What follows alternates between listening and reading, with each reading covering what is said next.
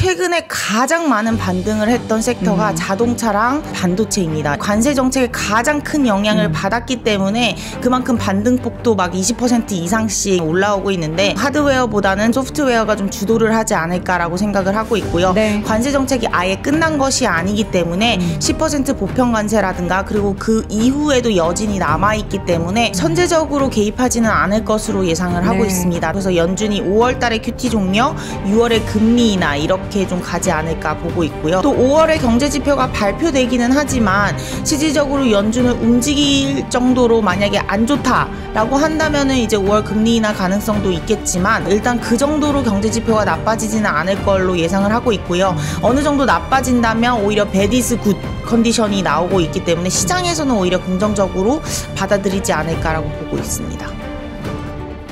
네, 글로벌 인터뷰 이어가도록 하겠습니다. 오늘 숨이 많이 차신 것 같은데 바로 만나 뵈도 될지 모르겠습니다. NH투자증권 조현주 연구위원 모시겠습니다. 위원님 어서 오세요. 안녕하세요. 고생하셨어요. 네. 새벽에 이렇게 차례가 막힐 줄은 정말 상상도 네, 못했어요. 맞아요. 저도 그런 적 많아요. 애가 탑니다. 그럴 때마다. 네. 자, 바로 본론으로 들어가겠습니다. 오늘 가장 주요한 내용이 뭘까요? 네, 아무래도 이제 앞으로의 시장 흐름일 것 같고요. 지금 시장이 어느 정도 반등은 좀 왔습니다. 그럼 여기서 이제 계속해서 고점을 뚫고 더 가느냐 아니면 좀 지지부진하게 옆으로 행보를 하느냐 이런 질문이 가장 많은데요. 그쵸. 일단 저희가 생각했을 때는 뭐 장기적으로 봤을 때는 추세적으로는 이제 상승 흐름을 좀 이어갈 것으로는 예상을 하고 있는데요. 문제는 이제 여진이 좀 남아있다라고 생각을 하고 있어서 단기적으로는 좀 업다운이 있다가 전반적으로는 계속해서 뭐 연말까지로 봤을 때는 뭐 저점을 좀 높여가지 않을까 이렇게 좀 판단을 하고 있습니다. 그렇다면 이런 시장에서 우리가 어떤 종목을 사야 되고 어떤 섹터를 사야 되는지 아마 궁금하실 것 같은데 대부분이 이제 M7을 다시 사도 되냐 이런 질문을 많이 하세요. 네. 근데 저희는 이제 2025년 같은 경우는 작년과는 다르게 하드웨어에서 좀 소프트웨어로 좀 넘어가는 구간이다라고 생각을 하고 있습니다. 그래서 작년은 이제 주도주가 엔비디아였다면 오히려 올해는 좀 소프트웨어 뭐 지금 많이 관심이 가는 팔란티어 이런 애들인 것 같고요. 뭐 넷플릭스도 있고요. 그래서 그런 흐름을 봤을 때는 조금은 종목은 좀 달라진다라고 생각을 하고 있습니다. 그래서 자료를 한번 보시면요. 네. 보통 이렇게 뭐 유럽 재정위기 2011년, 12년 그리고 2015년에 중국 그림자 금융 그리고 2018년에 트럼프 미중 무역 그리고 2022년에는 연준의 뭐 75bp 금리 인상 이런 식으로 뭔가 시장을 좀 부담을 주는 요소들이 있었을 때는 주가가 뭐 조금은 상승을 하지만 이때도 주가는 상승을 했습니다. 지수 자체는. 그럼에도 불구하고 섹터로 봤을 때는 조금은 민감주보다는 방어주 성향이 좀 더 좋았다 이렇게 보시면 될 것 같고요. 근데 여기서 제가 방어주라고 얘기를 하면 대부분 주식을 팔으라라고 생각을 하시는데 뭐 그건 아니고요. 이게 방어주 성향인데 아래 보시면은 이 방어주 비중이 오히려 소프트웨어가 굉장히 높아요. 그러니까 테크 섹터가 가장 높다라고 보시면 됩니다. 그렇기 때문에 여기 안에는 뭐 구글도 들어있고요. 메타도 들어있고 뭐 아마존도 들어있습니다. 그리고 하드웨어 같은 경우는 엔비디아라던가 뭐 애플, 뭐 테슬라 이렇게 들어있고요. 그래서 M7 내에서도 이제 하드웨어 중심인 뭐 테슬라나 애플이나 엔비디아보다는 오히려 소프트웨어 중심의 뭐 구글, 마이크로소프트, 뭐 아마존, 메타 이런 애들이 조금 더 2025년에는 M7 내에서도 낫지 않을까라고 생각을 하고 있고요. 뭐 방어주라고 해서 뭐 코카콜라를 사라 뭐 이런 건 아니고요. 테크를 가져가되 하드웨어보다는 좀 소프트웨어 쪽으로 가자 이렇게 말씀드리고 있습니다. 네, 지금 우리 조 의원님이 숨이 차신 것 같아요. 다들 그냥 걱정을 하세요. 좀 천천히 말씀하셔도 됩니다. 저희가 제한된 시간 안에 모든 내용을 이야기하기보다는 오늘은 진짜 컴팩트하게 주요 내용만 이야기를 하겠습니다. 그러니까 M7 종목을 우리가 그동안에는 뭐 이것저것 다 담았지만 그 안에서는 이제 소프트웨어 중심의 기업들, 메타나 그 아마존이나 구글 이런 기업들이 오히려 더 매력이 있을 것이다라는 건데 그럼 지금 최근에 테슬라에 대한 기대감을 좀 갖고 계셨던 분들은 살짝 실망하실 것 같은데요. 최근에 가장 가장 많은 반등을 했던 섹터가 자동차랑 이제 반도체입니다. 이 네. 두 섹터고 아무래도 이제 관세 정책에 가장 큰 영향을 받았기 때문에 그만큼 반등폭도 막 20% 이상씩 4월 9일 기준으로 봤을 때는 올라오고 있는데 그럼 여기서 고공행진을 하느냐 여부에서는 조금은 뭐 하드웨어보다는 저희는 소프트웨어가 좀 주도를 하지 않을까라고 생각을 하고 있고요. 네. 관세 정책이 아예 끝난 것이 아니기 때문에 10% 보편 관세라든가 그리고 그 이후에도 여진이 남아있기 때문에 조금은 주도를 하기는 어렵지 않나. 다만 그동안은 너무 과하게 좀 빠졌던 부분 경기 침체도 반영했고 네. 그리고 관세 정책에 대한 실적 훼손도 반영을 했기 때문에 그런 부분에 대한 반등이다라고 보고 있습니다. 네. 지금 어떤 종목을 투자해야 하는지 뭐 저점 매수를 만약에 내가 계속해서 못 해왔다면 지금은 일단 대형주 중심으로 했을 때 뭘 투자해야 되는지에 대한 기준을 말씀을 해주셨고 재외적인 여건을 전체적으로 이렇게 봤을 때 관세에 대한 협상은 계속 뭔가 뭐 됐다 안 됐다면서 왔다 갔다 하면서 변동성을 유발할 거고 그 안에서 이제 딱 이렇게 팔짱 끼고 멀리서 지켜보고 있는데 연준이 과연 어떻게 할 것인지에 대해서는 어떤 좀 시나리오가 좀 그려질까요? 네, 저희는 일단 여전히 6월달 금리 인하 보고 6월. 있고요. 네, 선제적으로 개입하지는 않을 것으로 예상을 하고 있습니다. 다만 5월에 QT 종료는 나오지 않을까라고 보고 있어서 아마 QT는 종료하면서 그런 부분에서는 유동성인 부담은 좀 줄어들겠죠. 그래서 연준이 5월 달에 QT 종료, 6월에 금리 인하 이렇게 좀 가지 않을까 보고 있고요. 네. 또 5월에 경제 지표가 발표되기는 하지만 실질적으로 연준을 움직일 정도로 만약에 안 좋다라고 한다면은 이제 5월 금리 인하 가능성도 있겠지만 일단 그 정도로 경제 지표가 나빠지지는 않을 걸로 예상을 하고 있고요. 어느 정도 나빠진다면 오히려 bad is good 컨디션이 나오고 있기 때문에 시장에서는 오히려 긍정적으로 받아들이지 않을까라고 보고 있습니다. 그러니까 우리가 지금 뭔가 경기가 살짝 더 꺾이거나 인플레이션 데이터가 꺾여야 연준이 금리 인하를 할 명분이 생기는 거잖아요. 근데 실제로 이제 관세 관련해서는 우리가 유예가 됐기 때문에 이게 5월 데이터에 뭔가 유의미하게 반영이 안 될 거란 말이죠. 그럼 경기가 꺾이면은 연준이 금리 인하를 할 수 있다. 근데 경기도 뭐 그다지 꺾이는 그런 데이터가 하드 데이터에서는 나오고 있지 않으니까 그렇게 되면은 6월에도 금리 인하 할 수 있을까 하는 그런 의구심이 좀 들기도 하는데요. 네, 저희가 고율 상호관세는 유예가 됐지만 실질적으로 10% 보편관세는 부과가 됐기 때문에 아마 어느 정도 이런 이슈에 따른 뭐 관세율 인상 그리고 인플레이션 상승 요인은 좀 있을 것으로 예상을 하고 있고요.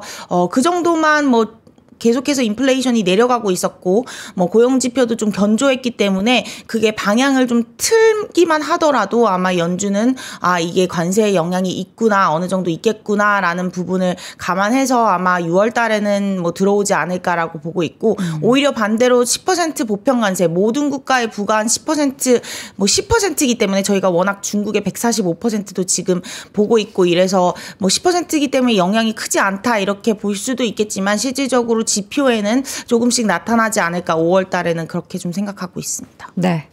지금 시점에서 일단 뭐 우상향에 대해서 지금 저점이 계속 높아질 것이다를 본다면 미국 주식을 계속해서 모아가는 것이 맞다라는 기존이 이어지고 그 안에서 M7에서는 뭐 소프트웨어 하드웨어 중에서는 소프트웨어 쪽인데 그 외에 있어서 관세 영향을 조금 피해가는 미국 섹터는 뭘 우리가 확인해 볼 수 있을까요? 네, 피난처가 될 만한? 맞습니다. 투자처. 피난처를 좀 많이 찾으셔가지고 네. 저희가 좀 종목들을 좀 여러 개 가져왔는데 네. 일단은 좀 말씀을 드리고 싶은 게 이제 세 가지입니다. 앞서 말씀드린 대로 저희는 테크 여전히 좀 좋게 보는데 대신에 주도주가 하드웨어보다는 소프트웨어 쪽이다. 2025년은 이렇게 보고 있어서 좀 소프트웨어 쪽으로 좀 말씀을 드리고 있고요. 약간의 방어주지만 좀 보수적인 컨셉으로 미디어 엔터 쪽도 좀 긍정적으로 보고 있습니다. 그래서 넷플릭스나 아니면 스포티파이 정도는 좀 좋게 보고 있고요.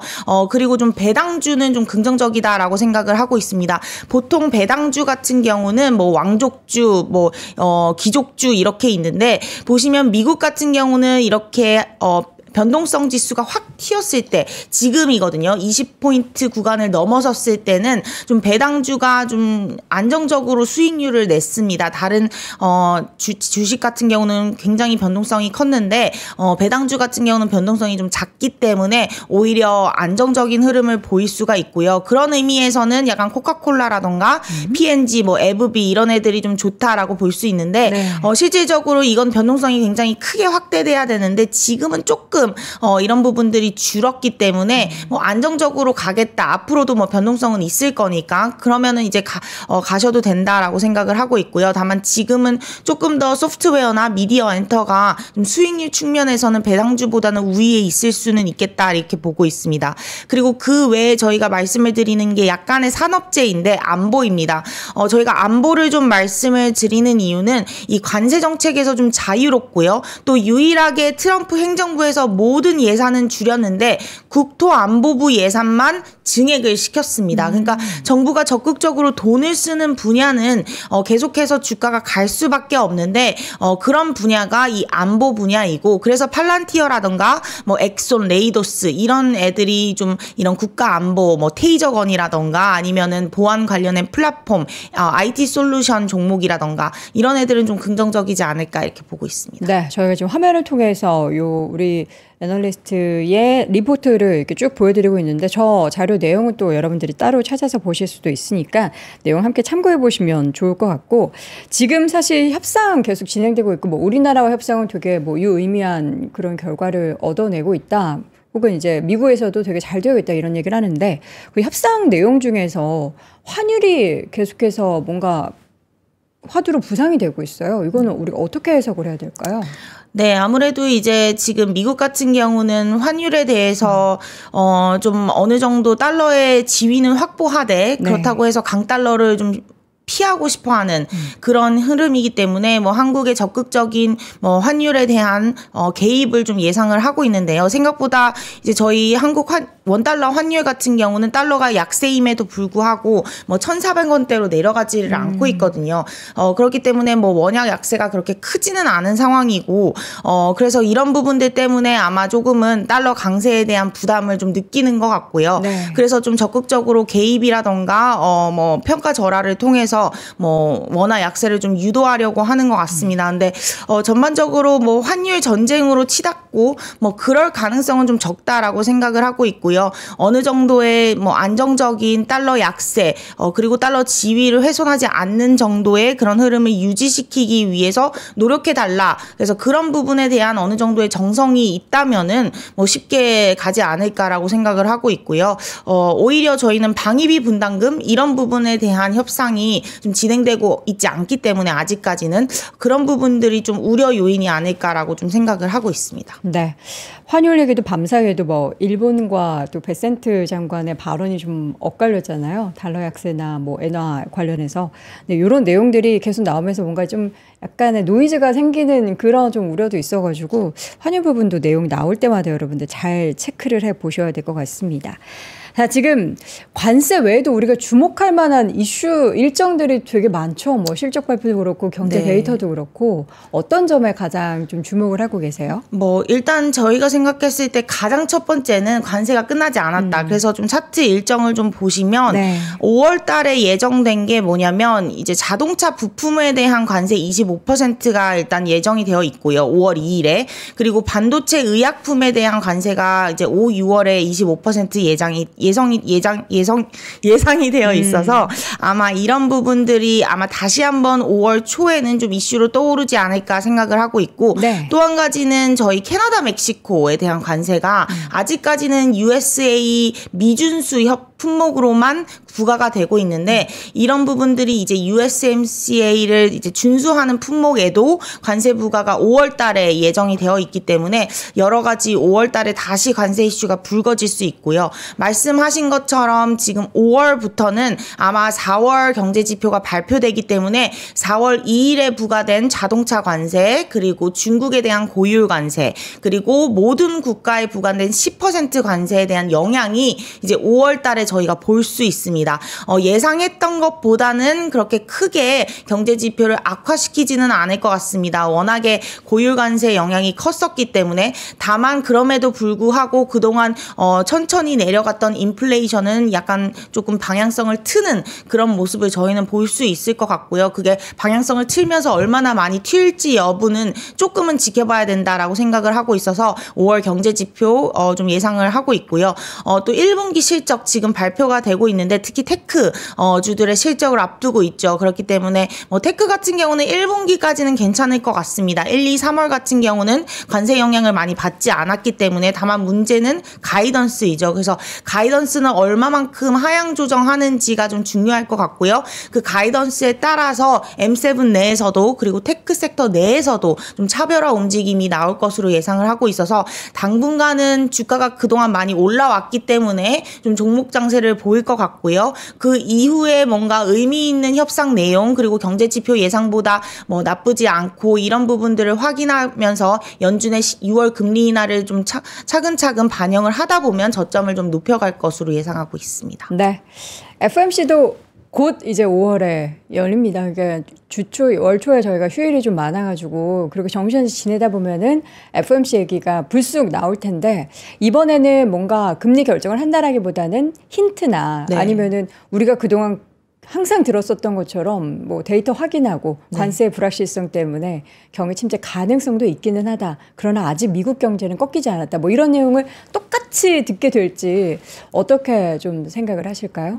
아마 이제 5월 지표부터는 조금은 꺾이기 때문에 힌트를 좀 주지 않을까라고 네. 생각을 하고 있고요. 6월 보통은 연준이 금리 인하를 하기 전 달은 항상 FOMC 회의에서 힌트를 줬기 때문에 아마 어느 정도의 힌트는 있을 것 같고요. 다만 이제 경기에 대한 부담 요인을 좀 일시적으로 평가할 가능성은 있습니다.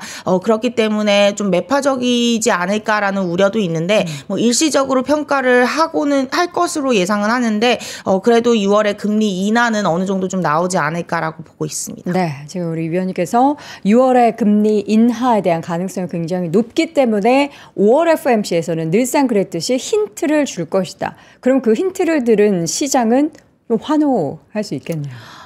네, 환호를 좀 할 수 있을 것 같은데, 네. 다만 이제 일시적인 경기 평가에 대해서는, 좀 불확실성을 좀 담아갈 수는 있겠다, 이렇게 좀 보고 있습니다. 그러니까 이게 경기에 대해서 우려해서 금리 인하를 할 수 있다라는 가능성이 있어서 시장이 정말 경기 꺾이는 거야? 하면서 우려를 한다면은 악재로 반영이 될 거고, 그래도 연준이 그럼 이렇게 대비를 해주는 거네 라고 생각을 하면 맞습니다. 올라가는 건데, 그때 네. 또 심리가 어떤지에 따라서 시장의 네. 방향성은 달라지겠네요. FOMC를 전후해서 관세 관련한 불확실성이 막 극에 치닫거나 이런 부분만 없으면은 좀 괜찮을 거라고 네, 생각을 하면 되겠네요. 네, 저희가 생각했을 때는 좀 일시적이다라는 평가는 결국에는 선제적인 금리 인하를 기대하는 거기 때문에 네. 그렇게 악재로 좀 작용하지는 않을 것 같습니다. 다만 시장이 좀 많이 올라왔기 때문에 뭐 환호를 한다고 해도 그 상승 모멘텀이 얼마나 클지에 대해서는 좀 지금 많이 반등을 좀 보였다 이렇게 좀 생각하고 있습니다. 네, 오늘 급하게 네. 빠르게 저희 핵심만 간단히 이렇게 이야기했는데